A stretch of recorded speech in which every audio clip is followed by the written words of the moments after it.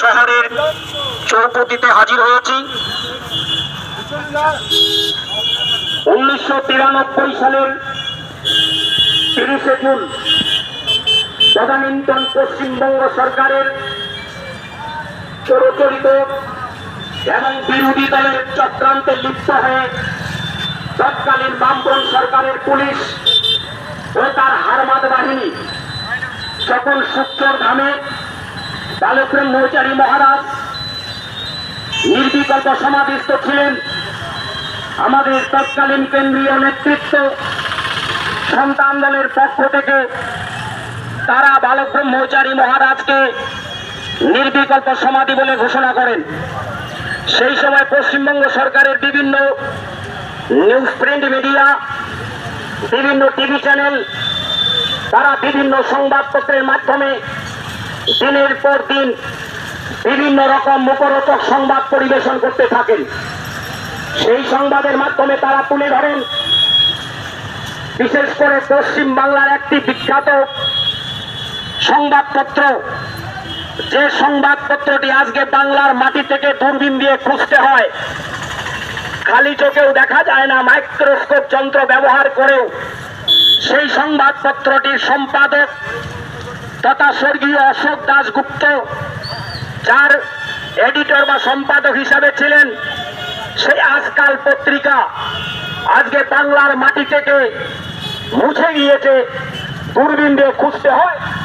কারণ ওই সংবাদপত্রটি একের পর এক, দিনের পর দিন মিথ্যা সংবাদ পরিবেশন করে বাংলার মানুষকে, ভারতবর্ষের মানুষকে, সুবুদ্ধি সম্পন্ন শিক্ষিত জনসচেতনতামূলক মানুষকে একের পর এক মুখরোচক সংবাদ পরিবেশন করে বিভ্রান্ত করতে থাকেন।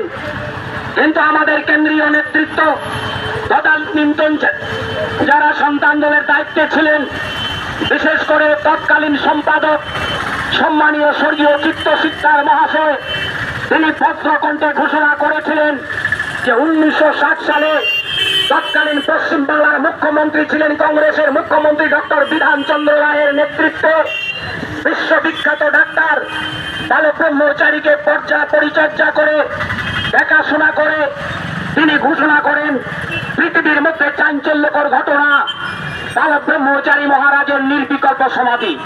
তখন 1960 সাল সেই খবরটি প্রকাশিত হয়েছিল। বিশেষ করে আজকে বাংলা ভারতের বহুল প্রচারিত প্রথম প্রাচীনতম সংবাদপত্র আনন্দবাজার পত্রিকা, যুগান্তর পত্রিকার প্রথম পাতায় বালক ব্রহ্মচারী মহারাজের নির্বিকল্প সমাধি 1960 সাল। তৎকালীন পশ্চিমবঙ্গের তথা ভারতবর্ষের বিখ্যাত ডাক্তার তদানীন্তন কংগ্রেসের বাংলার মুখ্যমন্ত্রী স্বর্গীয় মাননীয় বিধানচন্দ্র রায় তিনি ঘোষণা দেখেছিলেন।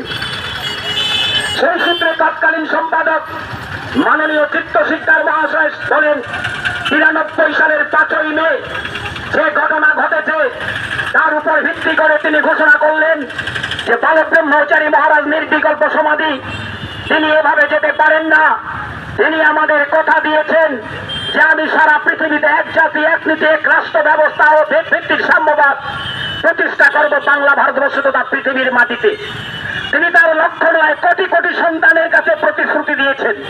তিনি কলকাতার রাজপথে বিভিন্ন জনসমাবেশে একের পর এক সংবাদপত্রে তিনি সেভাবে ঘোষণা করেছেন। তাই বালক ব্রহ্মচারী এভাবে যেতে পারেন না, তিনি সেভাবে ঘোষণা করেছেন।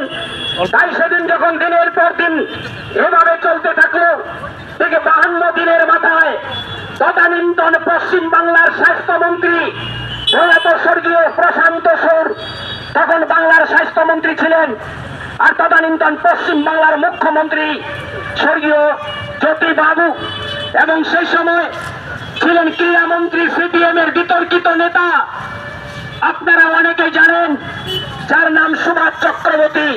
তার নেতৃত্বে পশ্চিমবঙ্গের উত্তর 24 পরগনার আইপিএস অফিসার এবং উত্তর 24 পরগনার জেলা শাসক চিত্তরঞ্জন রায়, রসপাল সিং এর নেতৃত্বে সেদিন 52 দিনের দিন মেডিকেলের টিম ঢুকলো সুচ্চর ধামে। আমাদের হাজার হাজার ভাই বোনেরা তারা রিসেপশন করে আমাদের কেন্দ্রীয় নেতৃত্ব তাদের সম্মান জানিয়ে সেদিন তাদের জানিয়েছিলেন এবং তারা সেদিন বালক ব্রহ্মচারী মহারাজকে সমস্ত কিছু দেখালেন। মাথার চুল টেনে টেনে, দাড়ি ঘষে, হাঁটুর মালাই চাকি ঘুরিয়ে দেখালেন, দেখুন বালক ব্রহ্মচারী কেউ ঠিক কিনা ফ্লেক্সিবল। তখন দেখলেন বালক ব্রহ্মচারী সাধারণ মানুষ যেভাবে সাধারণত থাকে সেভাবে আছেন, তাই সেদিন তার দেহ ঠিক হয়নি, ফ্লেক্সিবল ছিল। সেদিন যখন তাকে দেখে মেডিকেল টিমের রিপোর্ট যখন সূত্রের 3 তলা থেকে পিছন দিকে নামতে শুরু করলেন, তখন প্রেসের বন্ধুরা, সাংবাদিক বন্ধুরা, তারা একের পর এক সাংবাদিক বন্ধুরা জিজ্ঞাসা করলেন, মন্ত্রী মশাই আরো কিছু দেখবেন? তখন সুভাষ চক্রবর্তী বললেন, না, আর কিছু দেখার নেই। আইপিএস পুলিশ অফিসার, তদানীন্তন স্বর্গীয় পুলিশ অফিসার আইপিএস রসপাল সিংকে জিজ্ঞাসা করলেন, আপনি কিছু দেখবেন? বললেন, না, ওনাকে যা দেখার আমরা দেখেছি। রসপাল সিং ইংরেজিতে দুটো টেন্স বা বাক্য ব্যবহার করলেন, I respect him and I expect him. সেখানে দেখার পরে বললেন রসপাল সিং, তিনি বললেন ওনার দেহ নমনীয়, ওনাকে আমরা শ্রদ্ধা করি। এবং সুভাষ চক্রবর্তী ইংরেজিতে বললেন, ডোন্ট ডিস্টার্ব হিম, ওনাকে বিরক্ত করবেন না। তাহলে মৃত মানুষকে কি বিরক্ত করার থাকতে পারে? বাংলার শুভবুদ্ধি সম্পন্ন শিক্ষিত জনসচেতনতামূলক মানুষ আপনারাই জানুন। সেই 52 দিনের মেডিকেল টিমের রিপোর্ট যখন তৎকালীন রাইটার্স বিল্ডিং এ, আজকে যাকে বলা হয় নবান্ন, সেখানে যখন গেলেন সুভাষবাবু, জ্যোতিবাবুর সাথে বসলেন তদানীন্তন স্বাস্থ্যমন্ত্রী প্রয়াত প্রশান্ত সুর, আইপিএস পুলিশ অফিসার রসপাল সিং, উত্তর 24 পরগনার জেলা শাসক চিত্তরঞ্জন রায়, তারা কিন্তু সেদিন সঠিক সদুত্তর দিতে পারলেন না। আবার একটা কথা ঘুরিয়ে ফিরিয়ে সুভাষবাবু বললেন, সত্য কথাটা যখন দাঁতের ফাঁক দিয়ে বেরিয়ে এলো যে না